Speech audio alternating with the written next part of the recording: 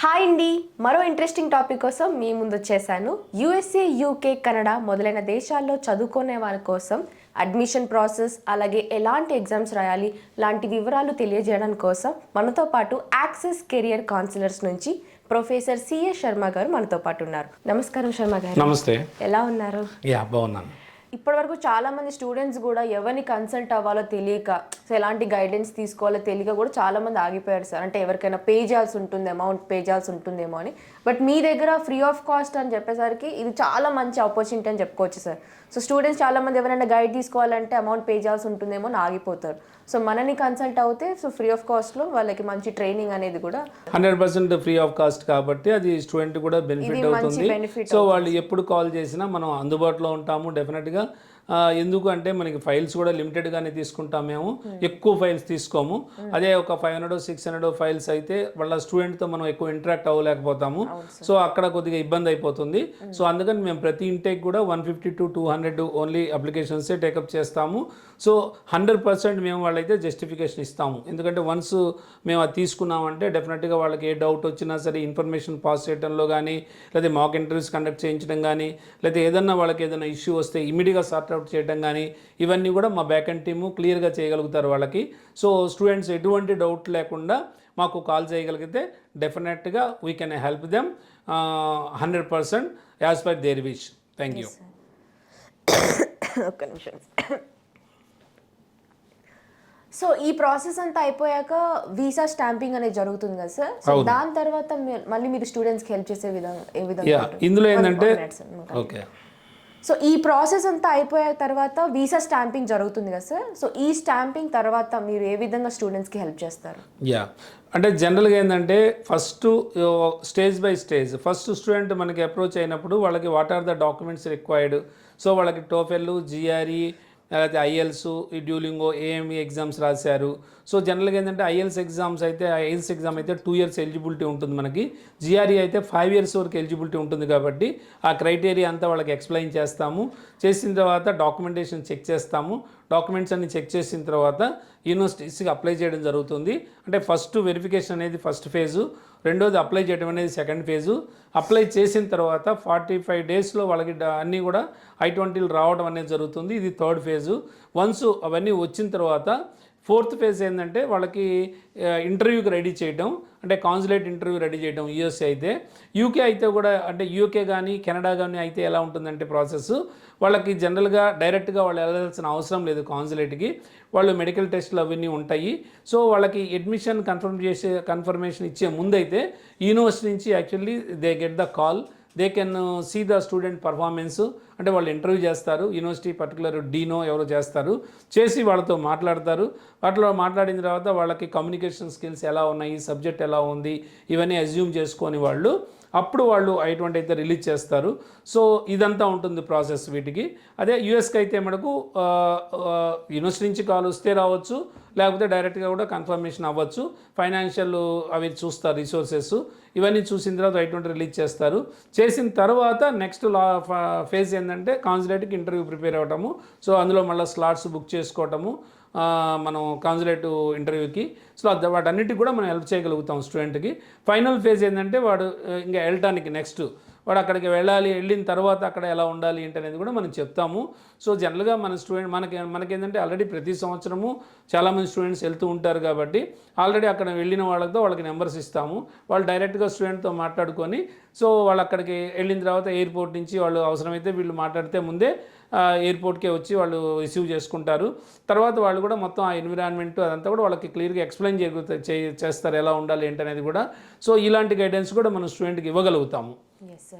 So చాలా మందికి ఒక డౌట్ ఉంది సార్, అడ్మిషన్ లెటర్ ఎన్ని రోజులకు వస్తుంది అని చెప్పి. సో వన్స్ స్టూడెంట్ అప్లై చేసుకున్న తర్వాత యూనివర్సిటీ నుంచి మీరు అడ్మిషన్ లెటర్ని ఎన్ని రోజుల్లో తెప్పించగలుగుతారు సార్? అంటే జనరల్గా నేను చెప్పాను కదా మీకు 1 month to 45 days అయితే పడుతుంది. ఇంకేదన్నా ఒక్కొక్కసారి మరీ బిజీగా ఉండి ఆ పర్టికులర్ యూనివర్సిటీకి ఎక్కువ అప్లికేషన్స్ వచ్చి ఇలాంటివి ఏమైనా ఉంటే, డాక్యుమెంట్స్ ఏమైనా ఇష్యూ ఉంటే కనుక వాళ్ళు ఎమ్మడే ఒక మెయిల్ పంపిస్తారు. ఇగో due to this only we are not able to actually send I-20 అని చెప్తారు. అంటే అడ్మిషన్ కన్ఫర్మ్ చేయలేకపోతున్నామని. సో ఆ డాక్యుమెంట్ ఎమ్మడే మనం అప్లోడ్ చేయగలిగితే సో ఇమీడియట్గా మనకు వస్తుంది. అంటే జనరల్గా ఎక్కడ వస్తుందంటే ప్రాబ్లము యూనివర్సిటీ అడ్మిషన్ కన్ఫర్మేషన్ ఇచ్చిన తర్వాత స్టూడెంట్కి అప్పుడు ఏమవుతుందంటే వాళ్ళు మనం ఫైనాన్షియల్ రిసోర్సెస్ మనం వెంబడే వాళ్ళకి అప్లోడ్ చేయాలి. అంటే మనకి అకౌంట్లో ఎంత ఉంది అని చెప్పి అమౌంట్, అంటే రియల్గా వీళ్ళు ఫీజు పే చేయగలుగుతారా లేదనేది వాళ్ళు చెక్ చేస్తారు. సో అకౌంట్లో ఎంత ఉంది అమౌంట్ అనేది మనం స్టేట్మెంట్ వాళ్ళకి పంపించగలిగితే అక్కడి నుంచి మనకి కన్ఫర్మేషన్ రాగానే మనకి ఆ అకౌంట్ స్టేట్మెంట్ పంపించిన ఒక 1 వీక్లోనే మనకి I-20 అయితే రిలీజ్ అవుతుంది. సో ఇంకా I-20 రిలీజ్ చేసిన తర్వాత ఆల్మోస్ట్ ఇంకా మనకి ఇంకా నెక్స్ట్ ఫర్దర్ ప్రాసెస్సే కాబట్టి ఈజీ అవుతుంది. కాకపోతే నేను ఒకటి ఇక్కడ చెప్పదలుచుకున్నాను. జనరల్గా ఏంటంటే మా కన్సల్టెన్సీ స్పెషాలిటీ ఏంటంటే మేము యాక్చువల్గా మేము అప్లై చేస్తున్నప్పుడు స్టూడెంట్స్కి మేము వాళ్ళకి ఇచ్చే ఈమెయిల్ ఐడి పాస్వర్డ్, సో వాళ్ళు కూడా ట్రాక్ చేసుకోవచ్చు, మేము ట్రాక్ చేస్తాము ఏ యూనివర్సిటీస్ వచ్చినాయంటనేది. సో వాళ్ళకి ప్రతిదీ కూడా ఇన్ఫర్మేషన్ వాళ్ళకి వస్తుంది, ఎందుకంటే వాళ్ళ మెయిల్ ద్వారా వాళ్ళే పాస్వర్డ్ కొట్టుకొని చూసుకుంటారు కాబట్టి. సో యూనివర్సిటీ నుంచి ఏ రెస్పాన్స్ వచ్చినా సరే సో అది ఒక అడ్వాంటేజ్ అవుతుంది. ఎందుకంటే కొన్ని కన్సల్టెన్సీస్లో ఏంటంటే ఓన్లీ వాళ్ళే మొత్తం చూస్తుంటారు, స్టూడెంట్కి ఇన్ఫర్మేషన్ ఇవ్వకుండా. అక్కడ ఏమవుతుందంటే ఏ యూనివర్సిటీస్ వచ్చినాయో అర్థం కాదు, ఏ యూనివర్సిటీస్ మనకి కన్ఫర్మేషన్ వచ్చిందో అర్థం కాదు.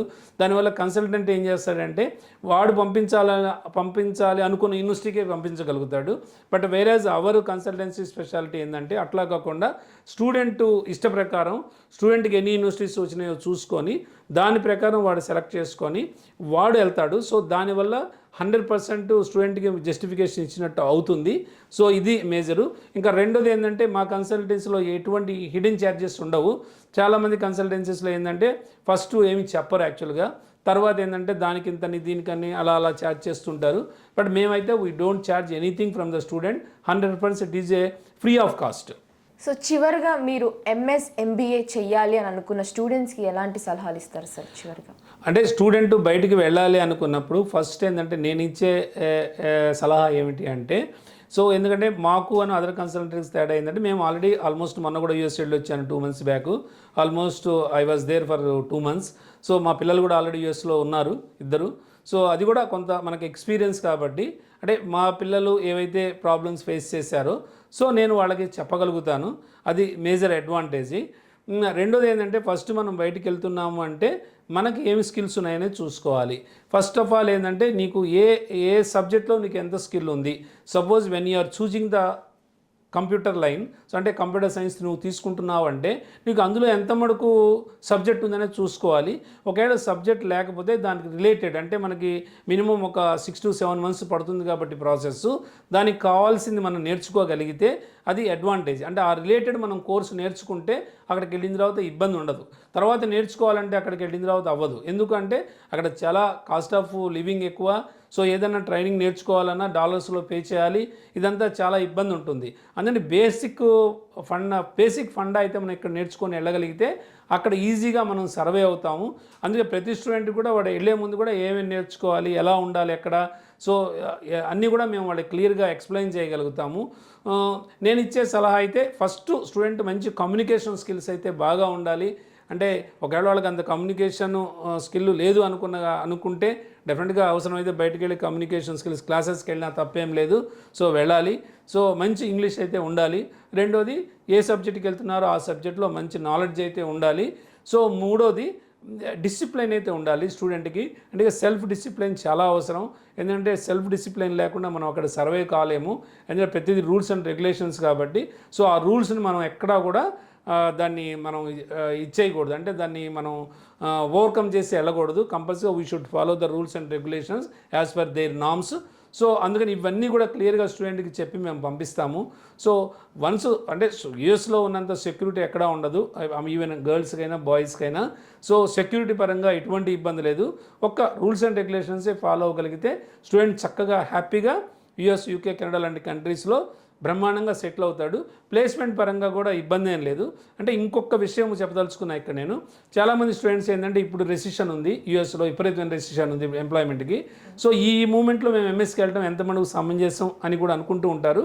కానీ స్టూడెంట్ ఎప్పుడు కూడా లాంగ్ టర్మ్ ఆలోచించాలి. లాంగ్ టర్మ్ అంటే ఇప్పుడు రెసిషన్ ఉంది, ఆల్మోస్ట్ స్టార్ట్ అయ్యి 1.5 years అయింది. నువ్వు MS ఇప్పుడు చేసుకోగలిగితే సో నువ్వు 2 years తర్వాత బయటకు వస్తావు. 2 years తర్వాత బయటకు వచ్చినప్పుడు ఇంకా 2 years ఎక్కడ ఉంటుంది రెసిషన్. అంటే నిజంగా చెప్పాలంటే చదువుకోవాలంటే this is the right time.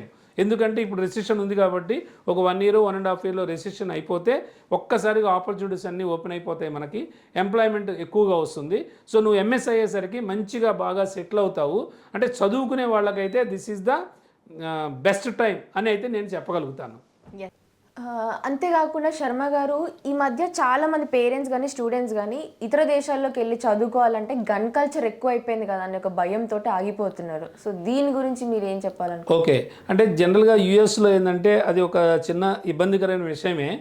అయినప్పటికీ ఏంటంటే గన్ కల్చర్ అనేది అక్కడ ఉండటం వల్ల కొద్దిగా మనం పేపర్లో చూస్తూ ఉంటాము, బలాంటి పబ్బులో ఇలా జరిగింది, లేకపోతే బలాని కాసినోలో ఇలా జరిగింది, లేదంటే ఇంకో చోట ఇలా జరిగిందని చూస్తుంటాము. కానీ నేను యాక్చువల్గా ఆల్మోస్ట్ మొన్న కూడా వెళ్ళాను, 2 months ఉన్నాను. కానీ చాలా డిసిప్లైన్గా ఉంటుంది ఎక్కడైనా సరే. ఈవెన్ రోడ్ మీద వెళ్తున్నప్పుడు కానీ, లేకపోతే మాల్స్లో కానీ ఎక్కడైనా, అంటే ఇక్కడ ఏంటంటే మనం ఎలాగైతే అలాగ మాట్లాడుతూ ఉంటాం పెద్దగా. సో అక్కడ ఏంటంటే అసలు ఎవరు కూడా అంత సౌండ్ రాదు మాట్లాడినా. సో ఎవరి పని వాళ్ళే చూసుకుంటారు. రెండోది, ఎక్కడ మీకు ఇలాంటి ప్రాబ్లమ్స్ వస్తాయి అంటే అన్నెసరీ వాటిలో ఇన్వాల్వ్ అయితే ఇబ్బంది అవుతుంది. అదే మనం కొద్దిగా సెల్ఫ్ డిసిప్లిన్ అనేది మనకు ఉంటే, అంటే ఎక్కడ ఏం మాట్లాడాలి, ఎక్కడ ఏం మాట్లాడకూడదు అనేది తెలుసుకోగలగాలి. అదే కదా మనకి ఎక్కడ మనం ఈవెన్ మన రామాయణ మహాభారతాల్లో కూడా అదే కదా చెప్పింది, ఎక్కడ మనం ఎంత మటుకు మాట్లాడాలి, ఎంత మాట్లాడకూడదు.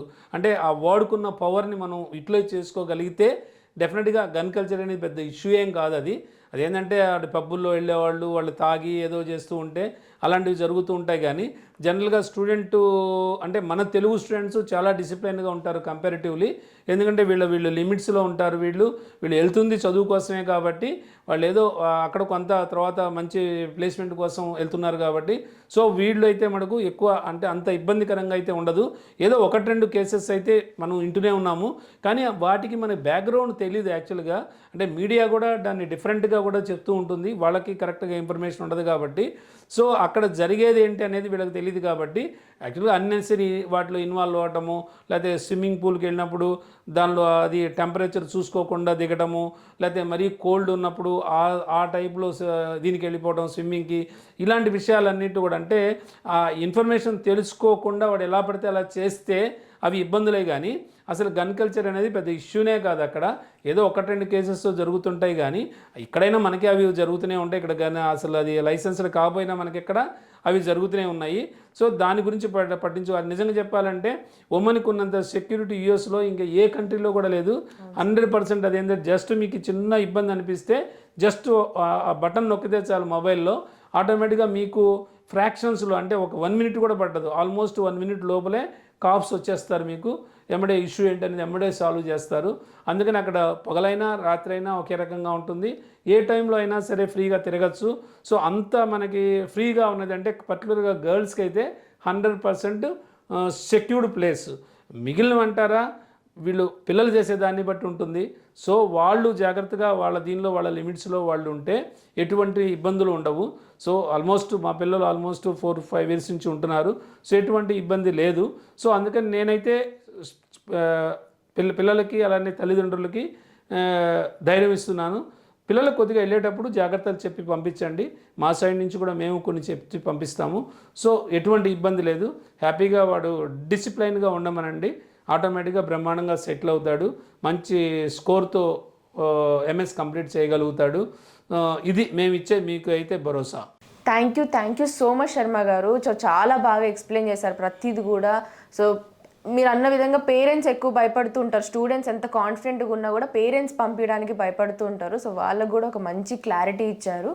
సో చూస్తున్నారు కదా గైస్, శర్మ గారు ప్రతిది కూడా క్లియర్ కట్గా మనకి ఒక ఇతర దేశాల్లోకి వెళ్ళి చదువుకోవాలంటే ఎలాంటి టైప్ ఆఫ్ బెనిఫిట్స్ ఉంటాయి ప్రతి కూడా చెప్పారు మనకి. సో మీకు ఎలాంటి చిన్న డౌట్స్ ఉన్నా సందేహాలు ఉన్నా ఇక్కడ కనిపిస్తున్న స్క్రీన్ పైన ఉన్న నంబర్కి వెంటనే కాంటాక్ట్ అయ్యి శర్మ గారు అపాయింట్మెంట్ తీసుకొని ప్రతిది కూడా క్లియర్ కట్గా తెలుసుకోండి. Thank you so much Sharma గారు. Thank you.